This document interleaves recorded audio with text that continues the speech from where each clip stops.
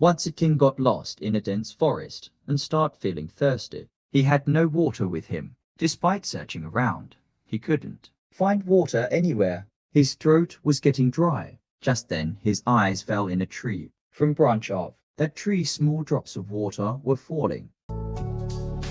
King went near a tree and collected some leaves to make a bowl using those leaves and started filling it with drops of water. It took a long time to fill that bowl, but when it was filled, King got happy and raised bowl to drink water. When he was about to drink water, a parrot sitting in front of him came flying and a taste on that bowl. All the water from that bowl fell down. King got angry because of loss of water. King calmed down and again started filling that bowl of leaves with water. After much time, it was filled again. As soon as King was about to drink water, Parrot came and knocked that bowl from King's hand. Now, King got really angry. He took out his sword and again started filling that bowl with water drops. This time, when King was about to drink water, Parrot flew toward King.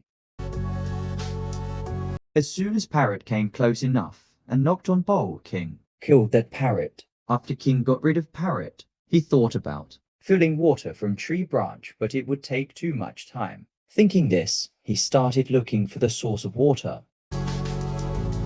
King went to branch from where water was dripping. King saw that a fierce python was sleeping on branch and its saliva was dripping along with water, because of which water got poisonous. Seeing this, King realized his mistake. He regretted killing Parrot. Due to anger, he killed the bird, which was repeatedly saving him from drinking poison. Lesson of story.